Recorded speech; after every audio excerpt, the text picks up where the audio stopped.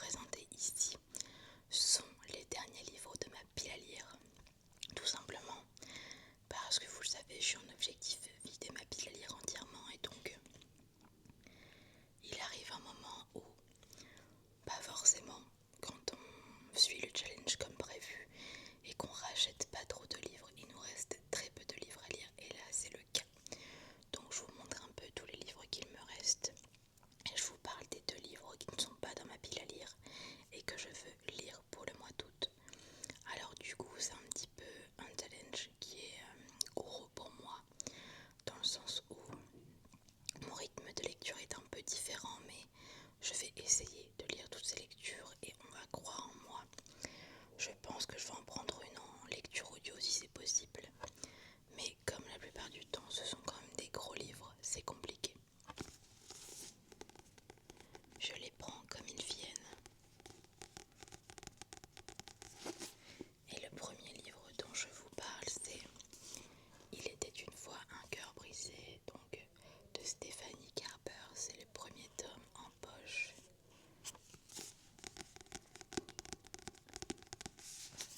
Ce n'est pas un gros livre à proprement parler, vu qu'il fait moins de 400 pages.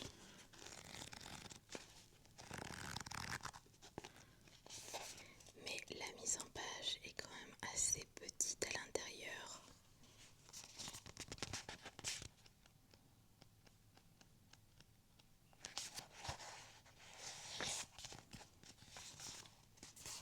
Et surtout, on a des passages comme ça où il y a beaucoup d'écriture pour une seule page.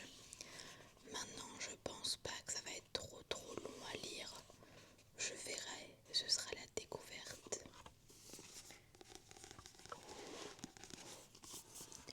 D'aussi loin qu'elle se souvienne, Evangeline Fox a toujours cru au grand amour et aux fins heureuses, jusqu'à ce qu'elle apprenne que l'homme de sa vie est sur le point d'en épouser une autre.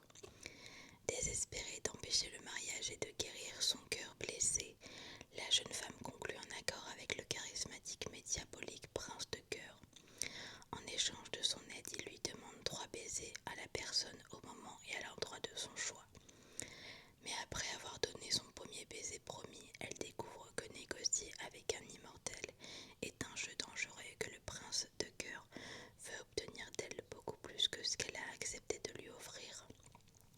Il a de grands projets pour Evangeline, des projets qui se termineront soit par le plus grand des bonheurs, soit par la plus esquisse des tragédies. En plus, le reste de la trilogie est déjà sorti en poche, donc si j'aime bien, j'irai probablement craquer pour les prochains.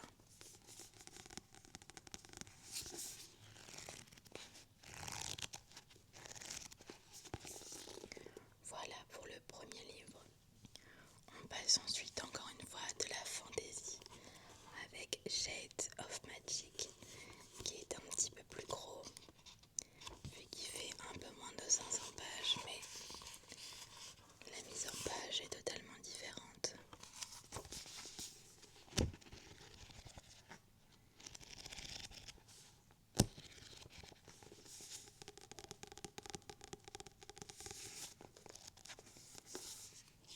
On est sur un livre qui me tente énormément, vu qu'on est avec Kel, qui est le dernier des magiciens de sang, et qui est capable de voyager d'un monde à l'autre.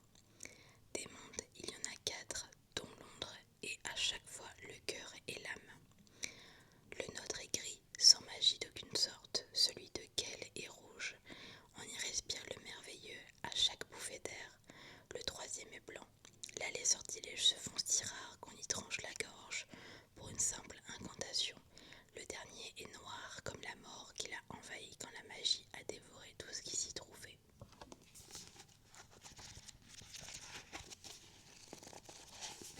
On est encore une fois sur un livre avec du coup une trilogie.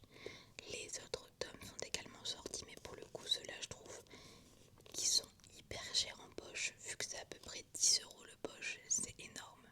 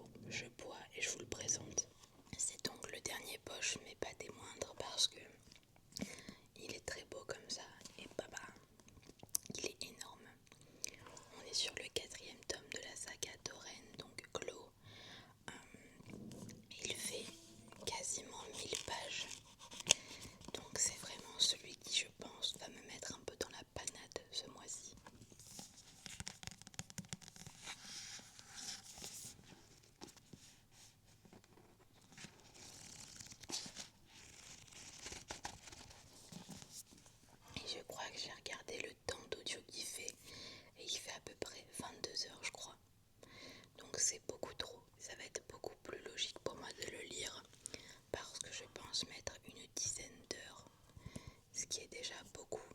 Donc je pense que déjà c'est le seul livre qui va me prendre plus d'une semaine.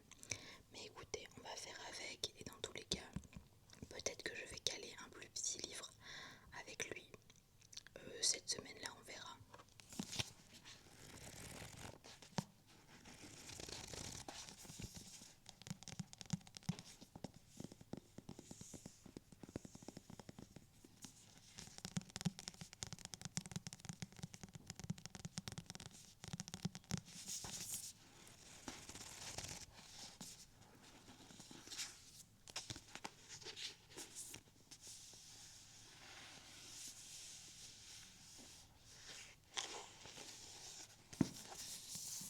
On va savoir du coup qu'il y a encore au moins 2 tomes, le 5 et le 6 après celui-ci. Donc on est loin d'avoir fini la saga, mais bon écoutez, on avance comme on peut. On passe ensuite aux livres de la pile à lire qui ne sont plus des poches mais uniquement des brochets. Et on a ensuite Marisol Circus de L4.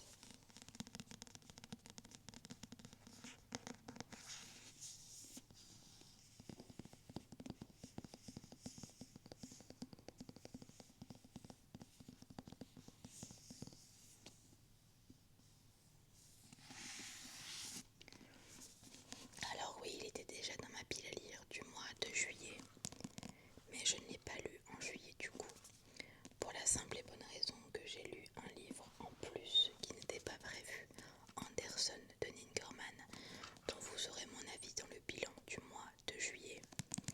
Mais donc celui-ci est un petit peu passé à la trappe, je le remets directement dans le mois d'août, vu que ce sont les derniers livres de la pile à lire tout simplement.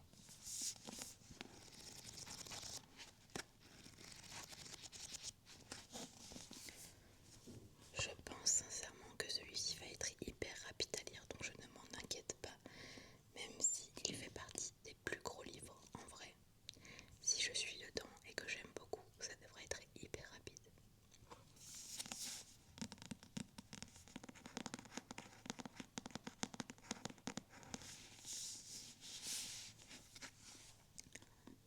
« 1967, Carson City, Nevada. Debbie Carson, serveuse dans le diner local, mène une existence paisible, bien que peu exaltante, bercée par ses rêves de grand amour. Mais son quotidien bascule avec l'arrivée en ville du Vargas Circus, une troupe de marginaux fascinants et inquiétants. Parmi eux, César Sinvida, un lanceur de couteaux aussi mystérieux que dangereux qui ne la laisse pas indifférente. En se rapprochant de lui, Debbie comprend très vite que quelque chose d'étrange se trame. Derrière les paillettes du cirque se cachent bel et bien des secrets qui vont bouleverser toutes ses certitudes et brouiller les frontières du réel. Entre passion, trahison et révélation, Debbie devra affronter une vérité lourde à porter. Et si la clé des mystères qui entourent le cirque, c'était elle?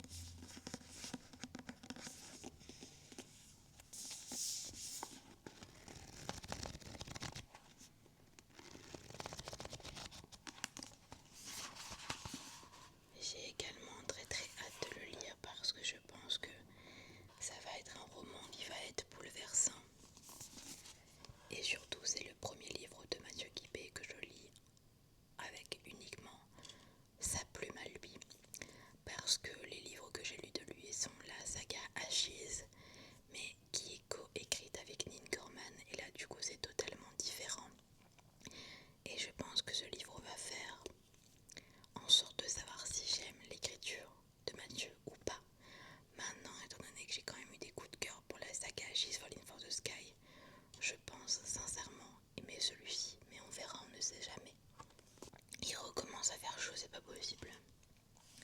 Redonnez-moi les températures un petit peu plus basses, s'il vous plaît. On va passer ensuite à un des plus petits livres de cette sélection, avec Love into the Hood, donc de Charlotte Rodrigue, chez Black Ink Édition.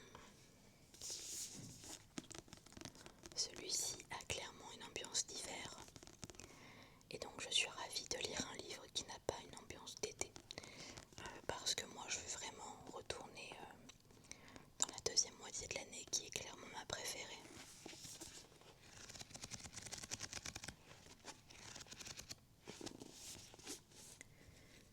Je vous l'ai déjà présenté aussi celui-ci, mais je vais quand même vous refaire le résumé.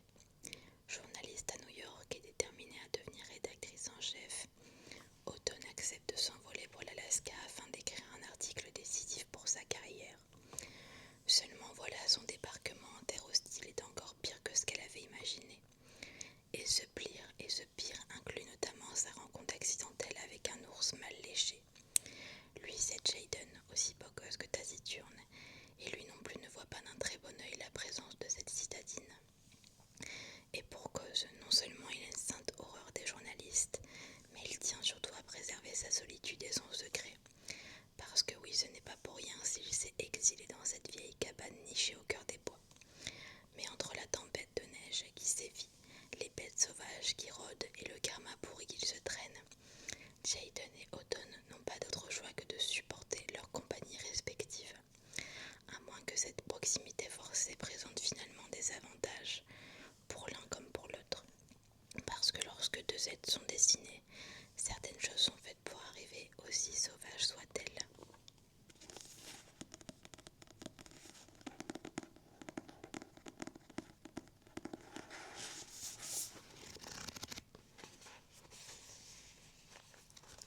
Pareil, celui-ci a une très jolie mise en page. Et il fait moins de 400 pages.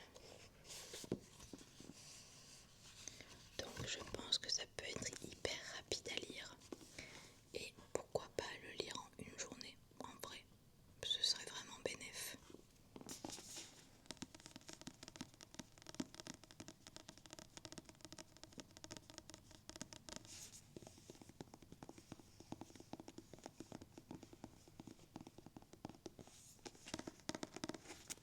Ensuite, il est temps pour moi de lire le deuxième tome d'une collaboration imprévue de la Joy Édition, qui est également un tout petit livre vu qu'il fait 200 pages à peu près. J'ai lu le premier tome en juillet et donc il est temps de lire le deuxième tome. Forcément, je ne peux pas vous faire de résumé, mais en tout cas, on va suivre Charlie et Liam qui se retrouvent tous les deux dans une maison de vacances alors qu'ils l'avaient louée chacun de leur côté, ils ne se connaissent pas. Et pourtant, une animosité un petit peu gentille va s'installer entre eux jusqu'à ce qu'ils apprennent un petit peu plus à se connaître et il va se passer beaucoup de choses dans leur couple. Et pas seulement dans leur couple amoureux, hein, mais simplement dans leur petit groupe, quoi. Et donc on va voir dans le deuxième tome la suite de leur idylle, tout simplement.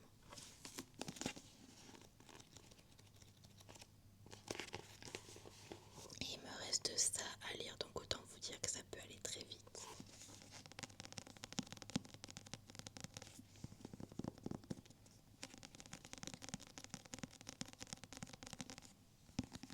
Et le dernier livre en physique que j'ai à lire cet Ambre et d'Obsidienne, donc de Jishan.